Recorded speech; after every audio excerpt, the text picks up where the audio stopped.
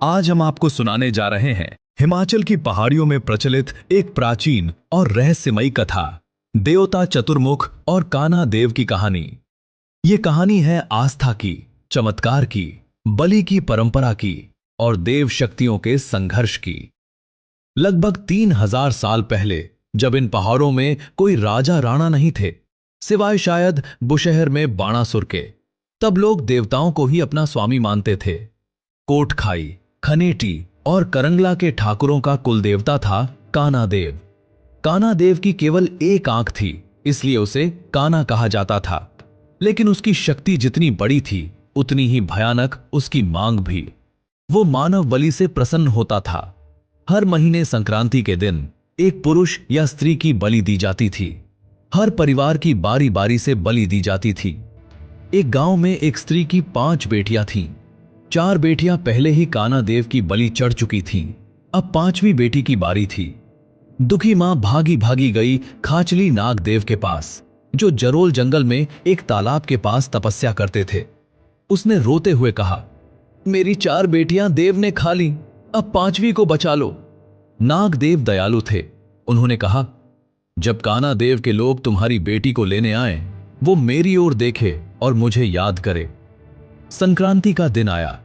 कान्हा देव के लोग लड़की को लेने पहुंचे। जैसे ही लड़की ने नागदेव को याद किया, अचानक जरोल जंगल से काले बादल छा गए। भयंकर तूफान उठा, बिजली कड़की, लोहे जैसे ओलों की वर्षा हुई। कान्हा देव का मंदिर और मेलन गांव पूरी तरह नष्ट हो गया। आज भी वहां बड़े पत्थर, लोहे की कीलें और मूर्तियों के अवशेष मिलते हैं। कान्हा देव के नष्ट होने के बाद लोग चिंतित हो गए। बिना देवता के वे मेले भी नहीं कर सकते थे, क्योंकि देव रथ में बैठकर ही मेले में जाते थे। उन्होंने खाचली नाग से प्रार्थना की, आप हमारे देव बन जाइए। लेकिन नाग देव तपस्वी थे। उन्होंने कहा, मैं साधु हूं, मुझे एकांत प्रिय है। अगर सच्चे मन से देव चाहते हो तो खड़ाहन जाओ, वहां 3 भाई देवता हैं। खड़ाहन गांव में 3 भाई देव थे। जिशर सबसे बड़े, चतुर्मुख मध्यम, ईशर सबसे छोटे। दूध वाले मेले में तीनों अपने रथ में नृत्य कर रहे थे।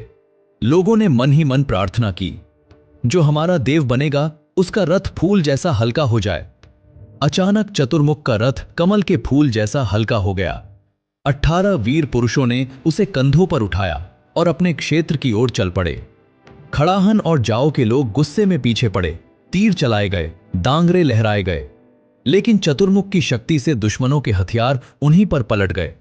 सैकड़ों लोग मारे गए, लेकिन शदोज के लोगों को खरोंच तक नहीं आई। अंततः चतुर्मुख को मेलन में स्थापित किया गया। लगभग 150 वर्ष पहले चतुर्मुख केदारनाथ यात्रा पर गए। वापसी में वे हनोल गांव में महासु देव के यहां रुके। रात्रि के समय महासु देव के एक सहायक देव द्वारा उन्हें कष्ट पहुंचाया गया। क्रोधित होकर चतुर्मुख ने एक किसान को चमत्कार से हल बैल सहित मंदिर की दीवार पर चढ़ा दिया। महासु देवता ने विनम्रता के साथ अपनी भूल स्वीकार की। चतुर्मुख देव ने उस सहायक शिरपाल को अपने संरक्षण में ले लिया। बाद में शिरपाल को माफ कर दिया गया और उसे अपना वजीर बना लिया। आज भी मेलन मंदिर में शिरपाल धार्मिक विवादों का फैसला करता है। चतुर्मुख के 5 प्रमुख सेवक हैं, बेनु, जनेरू, खोरू, मेरलू, बसारा। ये पहले राक्षस या दुष्ट आत्माएं माने जाते थे। चतुर्मुख ने इन्हें वश में करके अपने मंदिर का रक्षक बना दिया। ये भूत प्रेत भगाते हैं और मंदिर की रक्षा करते हैं। कहा जाता है चतुर्मुख के 18 गुप्त खजाने हैं।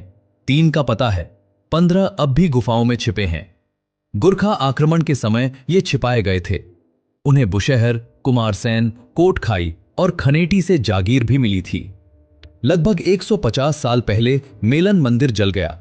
बुशहर की रानी ने चमत्कार के बाद नया मंदिर बनवाया।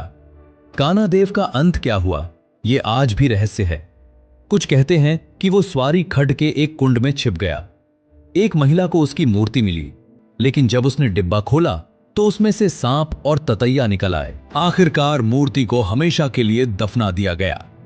यह सिर्फ कहानी नहीं, हिमाचल की जीवित लोक आस्था और देव परंपरा है। आज भी लोग चतुर्मुख देव की श्रद्धा से पूजा करते हैं। ऐसी ही रहस्यमयी कहानियों के लिए वीडियो लाइक करें, चैनल सब्सक्राइब करें और कमेंट्स में लिखें, जय देवता।